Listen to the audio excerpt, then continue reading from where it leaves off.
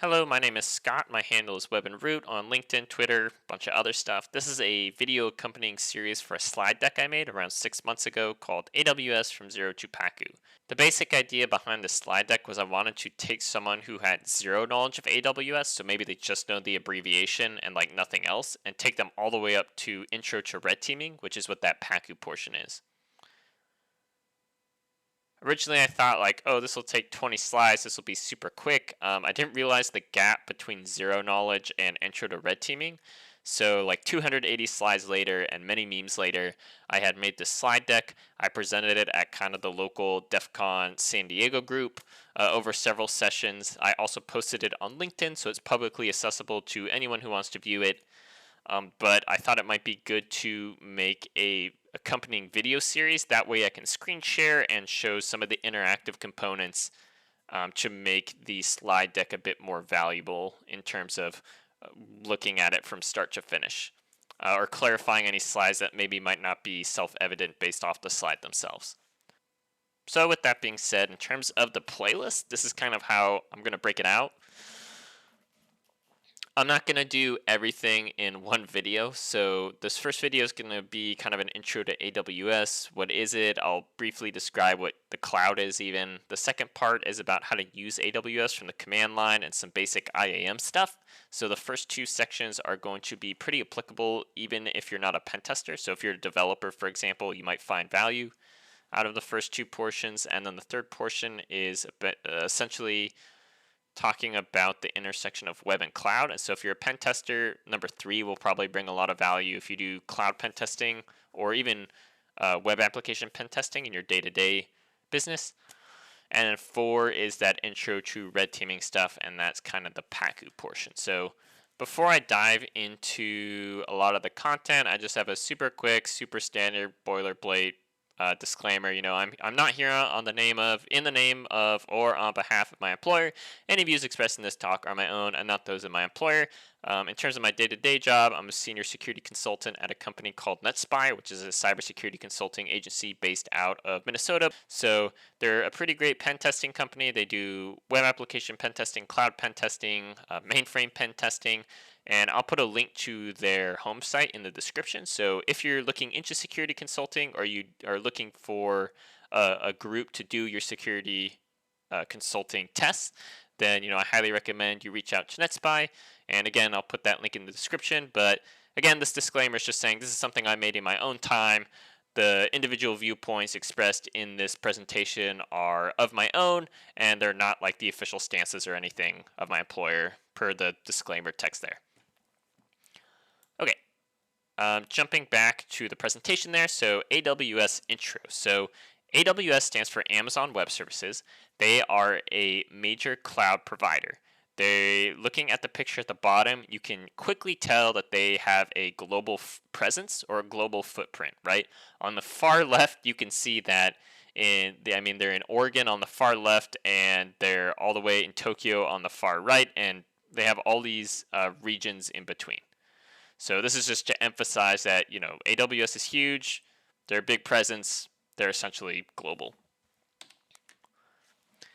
Couple quick disclaimers throughout this presentation. I'm going to be showing things that would be considered sensitive in the clear text, so like API keys and that kind of stuff. Don't worry, before I upload this video, I'm going to make sure to delete everything that I show. So if I display a bunch of API keys, don't worry, those won't exist by the time you're watching this. In addition, some of the setup I'm going to go through in the later portions about setting up misconfigured services. They're misconfigured, so you're like setting something up that's vulnerable on purpose. So just keep that in mind. If you try to follow along, just know what you're doing.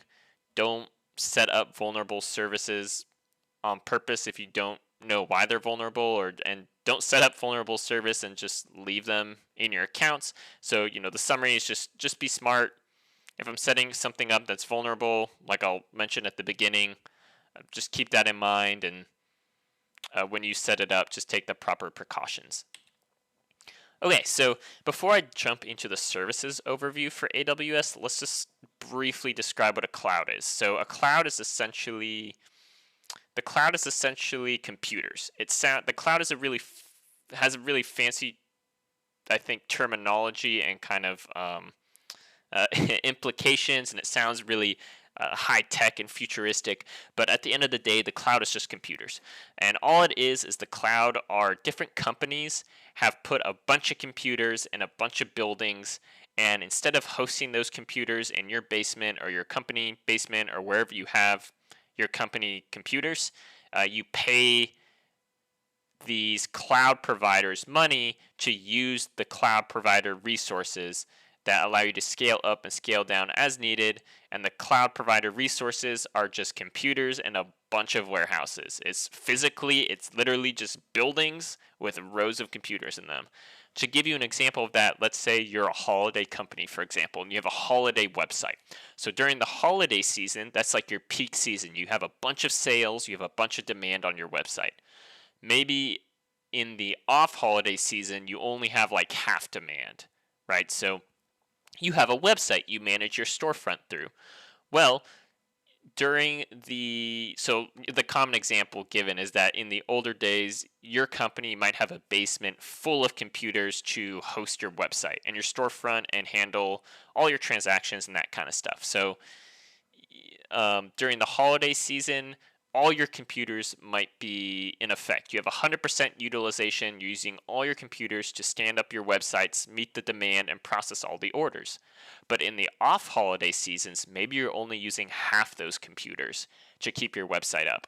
Well, now you're basically wasting money, because if you're only using half your computers for a significant amount of time, then you basically just have the other half of computers just taking up space and sitting in your basement and just not wasting money, or wasting money by not being utilized. So what these cloud providers said is, okay, we're going to fill, again, just physical warehouses, physical buildings full of physical computers. And you pay us for the amount of computers you need at a given time, and that way you can scale up and down.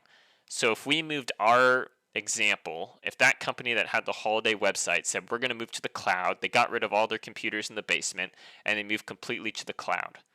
During their holiday season, they can buy more resources in the cloud. So they can basically buy essentially like more computers in those warehouses. And again, the computers in the warehouses are the cloud. The cloud just means you're not managing the computers in your own basement. Someone else is managing the physical computers for you. So during the holiday season, you pay a cloud provider to allocate some resources in the cloud, or basically you pay a cloud provider to rent out some computers in those warehouses to meet your demand. And then once the holiday seasons are over, you can scale down how many computers you need. So you can actually pay less because you don't need to pay for as many computers. You say, okay, I'm only going to pay half as much now because I only need half as many computers. And that way you can always maximize your profit and all the financial stuff, because you never have resources, or you shouldn't just have resources sitting around doing nothing, because you don't have to manage the physical resources. You just pay for what you need. And so that elasticity and that flexibility and demand is essentially the big pro for cloud providers and the cloud in general. But in terms of what is the cloud, it's literally just warehouses all over filled with physical computers, and companies or individuals will rent out some of those computers in those warehouses, as opposed to having to manage those physical computers locally. Amazon has Amazon Web Services. And so Amazon Web Services is a cloud provider. So we talked a lot about the physical hardware, right? So Amazon has warehouses all over just full of computers. And if I want to get a computer, or if a company wants to allocate so many computers for their websites, we would pay Amazon Web Services for basically some spots in that warehouse, or some computers in that warehouse, and then we could run our stuff on it. So that's kind of the physical component. But what do we actually run on those computers, right? In the example I gave, it was a website. But what if you need a database? What if you need some storage content? What if you need, what if you want to play around with quantum computing, right? There's a lot of different software functionality you want to do on servers. There's a lot of different things you want to do. You don't always want to host a website. Maybe you want to host a database or a bunch of other stuff. So Amazon Web Services packages a lot or compartmentalizes a lot of their stuff into what are called services. And each service kind of does its own thing. So if you want to store files, for example, AWS has a service called S3. If you want to spin up servers for like a website with an IP address and everything, AWS has a service called EC2. If you want to create a database, then AWS has a service called DynamoDB. So you can see basically whatever your business need is, AWS has a very specific service that kind of does that one niche thing. And so you would pay the cloud provider, you would pay AWS to use their resources, and then you would do whatever you need in whatever the respective service you need to access. So each of these services kind of does their own thing, but a general trend is usually as a developer, commonly you're going to sign into your AWS account, you're going to navigate to a specific service, and you're going to create something. So in S3, that something you create, the name of that something you create is dependent upon what the service is, because each service kind of has its own functionality it does, and it has its own resource names. So in S3, where you store items, when you create stuff, they're called buckets. In EC2, when you create stuff, it's called EC2 instances. Those are basically servers. In DynamoDB, when you create stuff, you're creating tables because you're creating database tables. In IAM, which we'll see later, you create things like users, groups, and policies. So, of course, all these things do different things, right? Like an S3 bucket stores files, whereas an EC2 instance is like a server. But I'm trying to make the point that generally you have that common trend of I navigate to the service and I create something. And then I go ahead and work with what I created to achieve some objective. For S3, it might be storing stuff. For DynamoDB, it might be storing things in a table. And it might help you to think of parallels with modern on-premise solutions when you're trying to envision these services. So like I said, the services do pretty niche things. So for example, maybe you are a developer and you're pretty familiar with serving static content over something like a CDN. So you have your web server up and you're serving static content to the end user through a CDN. If you want to kind of lift this and move it to the cloud, or the parallel in the cloud would be the AWS S3 service, where you would create a bucket, put files in the bucket, and then your website can get files from that bucket. So you can see like you're essentially doing the same thing functionally, you just have to know what AWS S3 is, and that's how you can kind of lift workflows or functionality from your on-premise solutions and move them over to the cloud, because there's usually a modular service that does something similar. So we just talked about one service, but as we're going to see shortly, Amazon Web Services has a lot of services. So before I was talking about very individual services, right? Like S3, DynamoDB, EC2. These are like single services. But if you need to architect a large solution for something, then usually you're going to use a bunch of these services together. Because all of these services exist in AWS, so S3, DynamoDB, and EC2 are the examples I give, because those all exist in AWS, a lot of these services have natural integrations with each other. So like, for example, a lot of services, you can just naturally store the output in an Amazon S3 bucket. And that's kind of what we can see on the right here. Like, it looks like a bunch of stuff basically gets dumped into an Amazon S3 bucket. And so if you need to architect out a big solution, usually you're going to use a lot of these different services to complete individual tasks, and then overall these services are going to work together to complete whatever objective you need. So in the example I gave, maybe you're hosting a website. So, the website code, the actual website, might be in an EC2 container, which I'll show shortly in terms of what EC2 is. Your profile pictures might be static pictures that are stored in an S3 bucket. Your user data might be stored in a table, so it might be in DynamoDB. And then you might have CloudWatch logs in the background, basically application logs in the cloud for any of your errors. And then maybe you finally have set up an event trigger, so if something happens, you'll leverage AWS Lambda to do something. That's not what that diagram is showing on the right. That's just like a random diagram I grabbed from AWS to kind of show you how large these can get and how some of the services work together.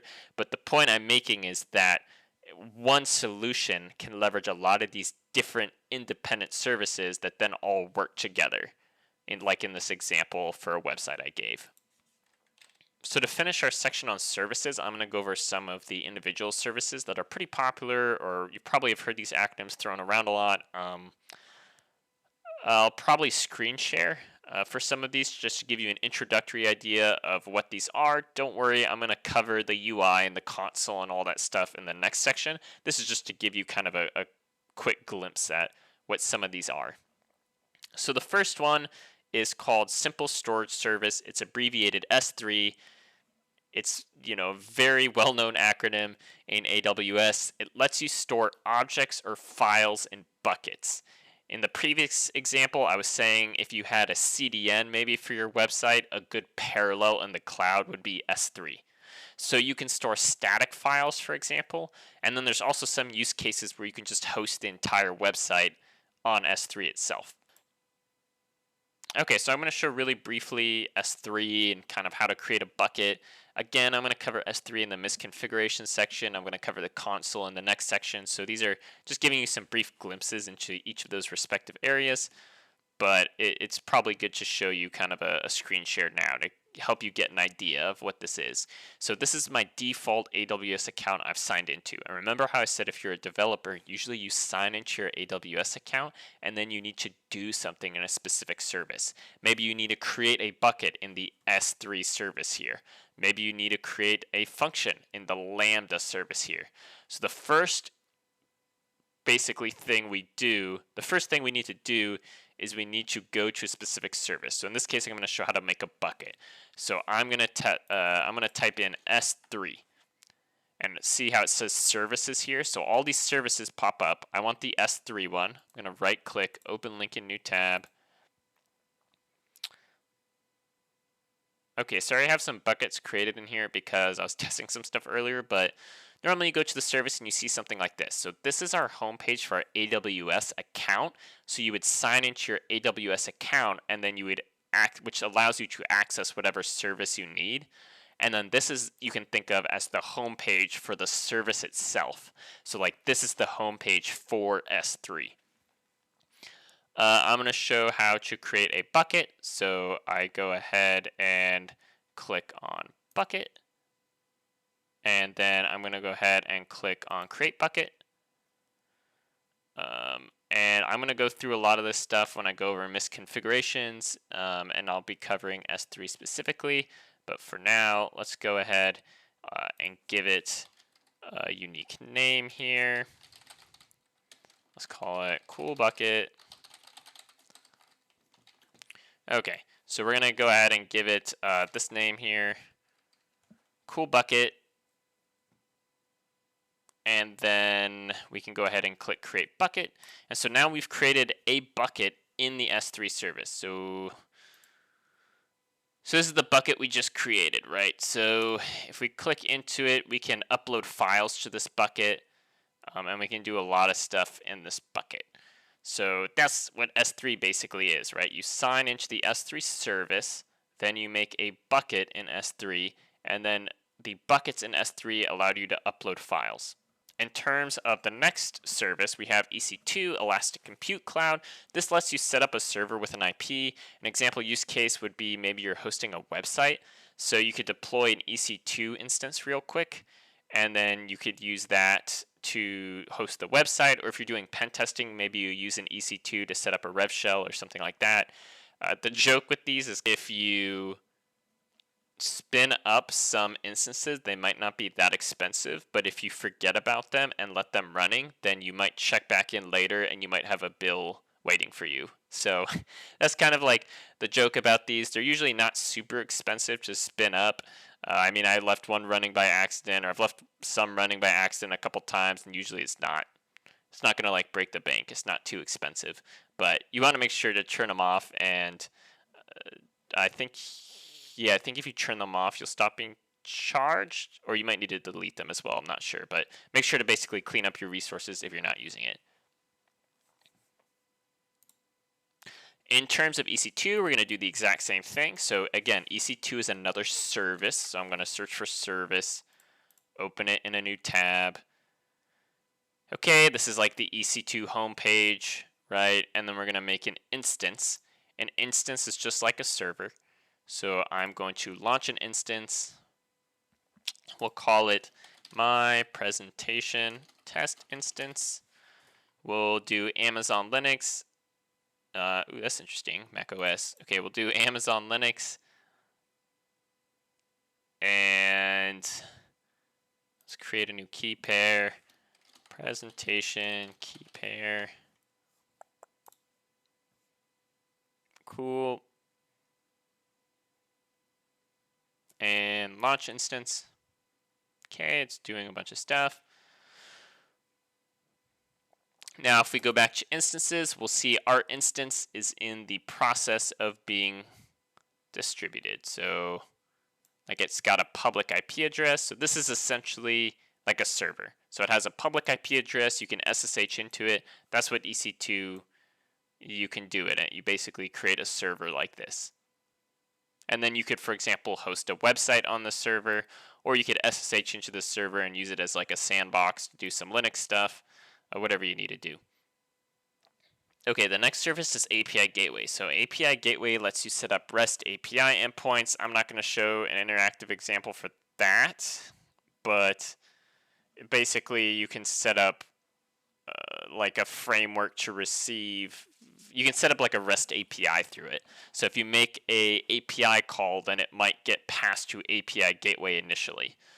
Cognito is something I'll show in the misconfiguration section. I'm not going to show right now, but this can be used for managing authentication and login creds. You can deploy a default sign-in page with it for the website, and you can manage users in something called the user pool, which we'll look into in the misconfig section. Lambda is another very popular major service. That one I'll actually show an example real quick, but basically all you do is you put in code, and then you can hit run and test and run it, not locally, but you can run that code. You can integrate Lambda functions into your workflows, and it's categorized as a function as a service. So basically, you write some code, you put it in a Lambda function, and you can run the Lambda function.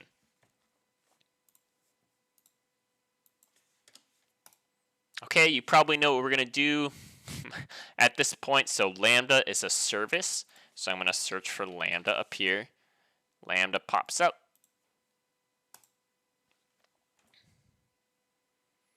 So in Lambda, you create functions to write your code or to run your code. So I'm going to create function.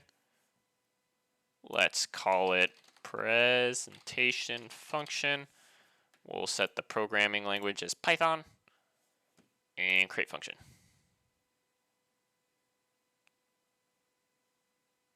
Okay, so this is going to run for a bit. Should resolve here. Okay, here we go. So this is our Lambda. So you can see you can literally just write Python code in here and then run it.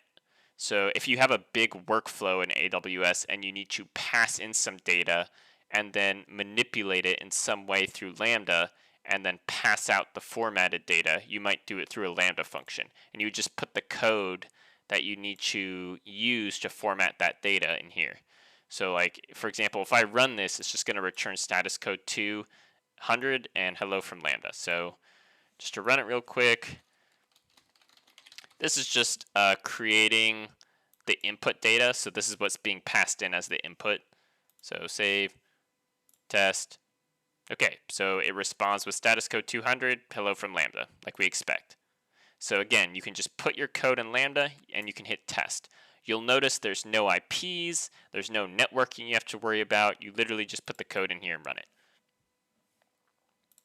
Okay, AWS IAM, we're going to cover pretty in depth, so I'm not going to spend a bunch of time on that, but that's basically a service that lets you make policies, users, and roles. That's how you're going to manage all the permissions in the cloud. Who's allowed to access what services and what resources and what actions they're allowed to do. And then the two major logging mechanisms for AWS is AWS CloudWatch and AWS CloudTrail. AWS CloudWatch, per the name, logs, and more logs, is more focused on application logs. So if you have a console.log, a print statement, debug stuff for your code, that's probably going to end up in CloudWatch.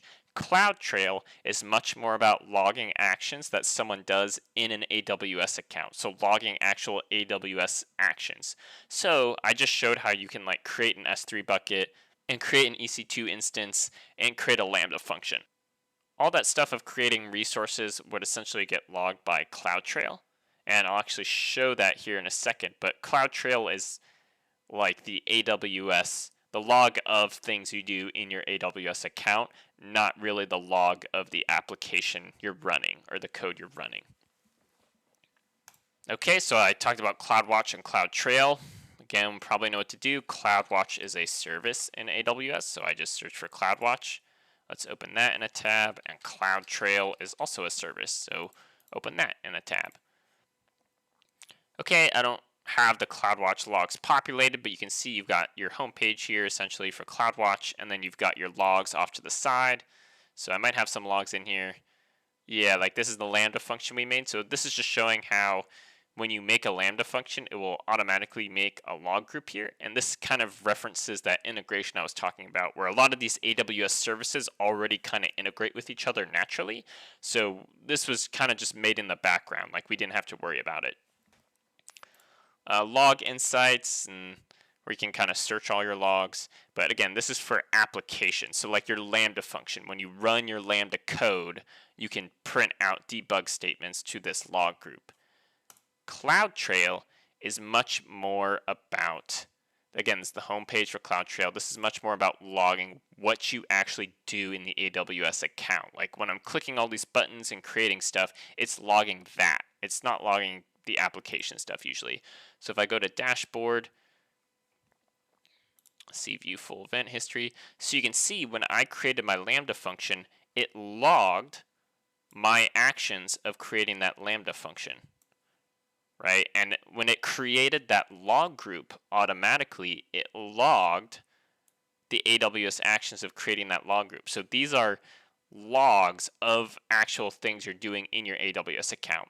So if you have an incident or something, or you want to know what an attacker might have done in your AWS account, usually you'll probably check CloudTrail, because CloudTrail tells you what actions an attacker might do. If an attacker got into your AWS account and started pivoting and creating resources and that kind of stuff, they're performing actions in the AWS account. They're performing AWS actions, so they'd pop up in CloudTrail.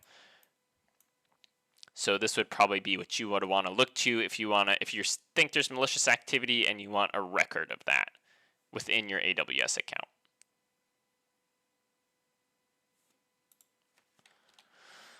I covered 8 services, and already that took a while.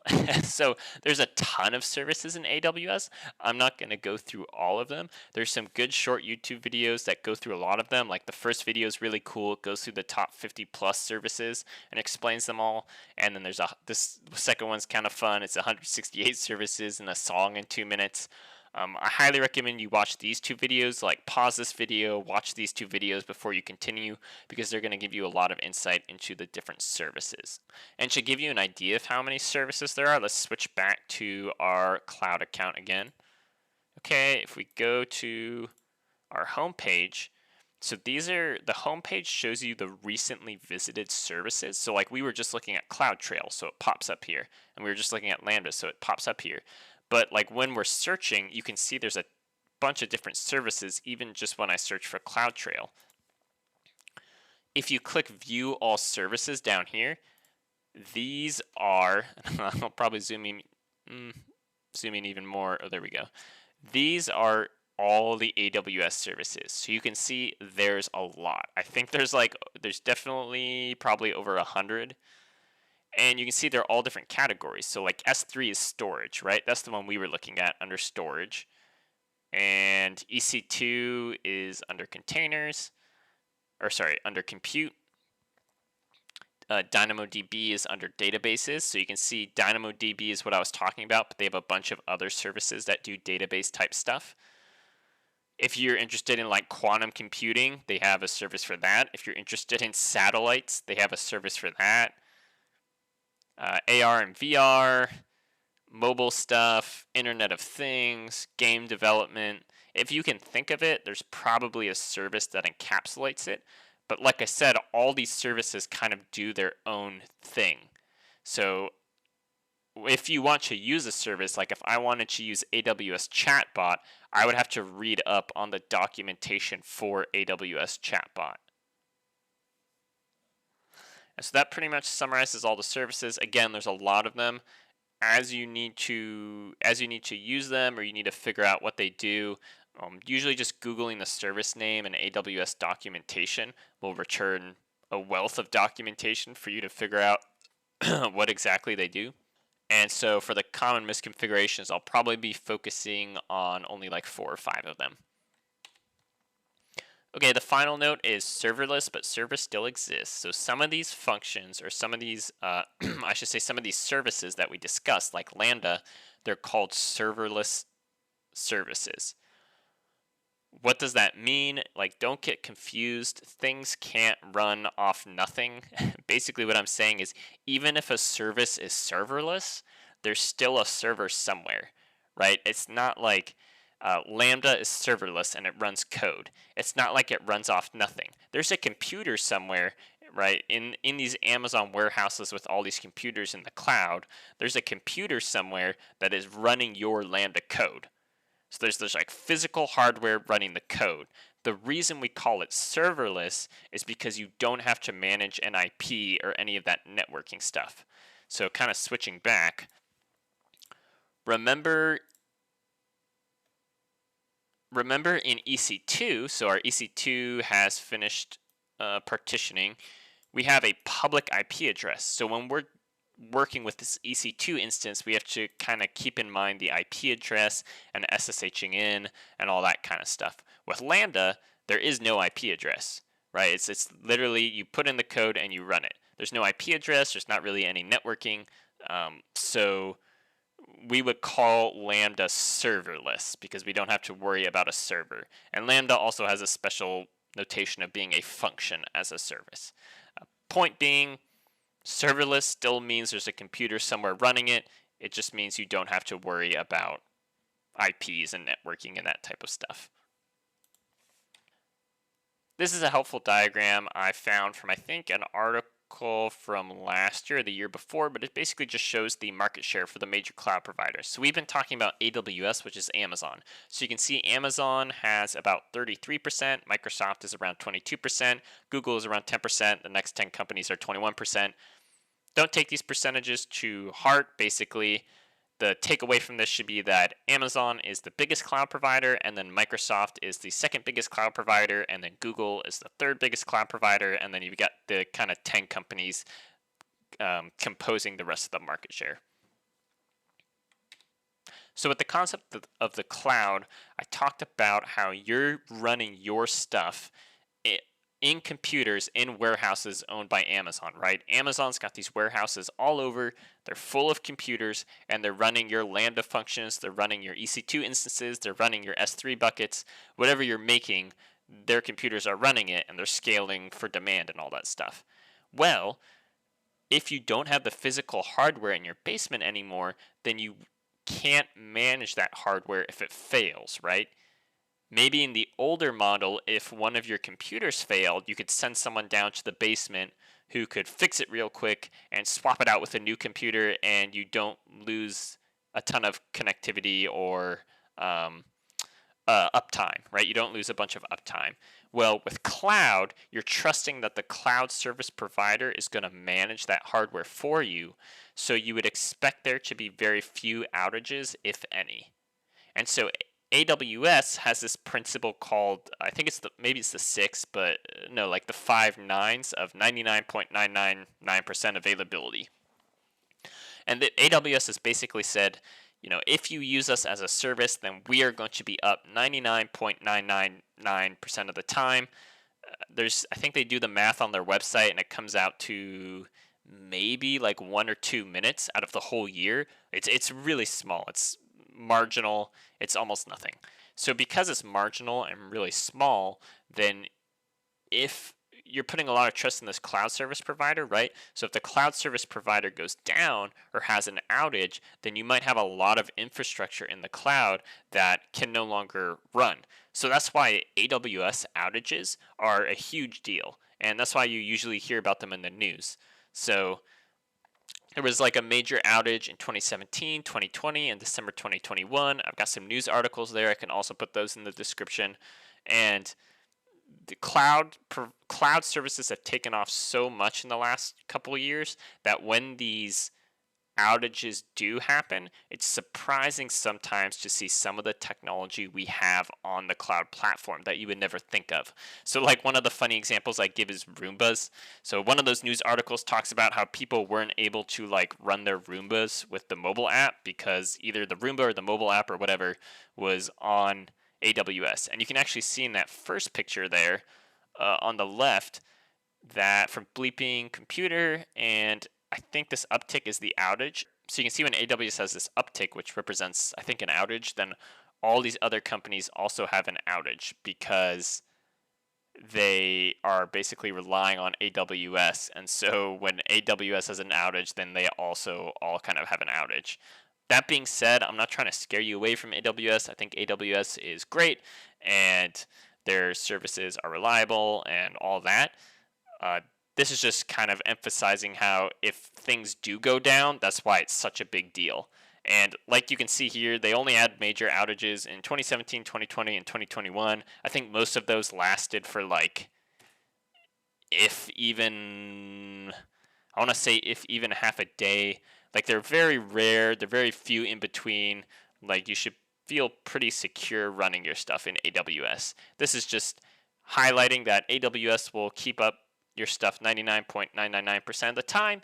And so when your stuff is not up, that turns into big deals, which is why you see it on news and Twitter and all that kind of stuff.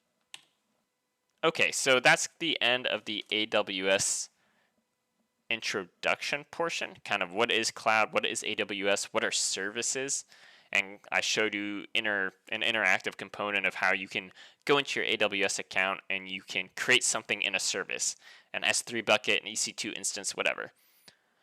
Now we're going to get into, and this will be the next video, but I'll get into how to use AWS from like a command line perspective, or I'll go more in depth into the web UI to kind of show you some of those features and how you can actually use AWS and not as much abstract about what is AWS.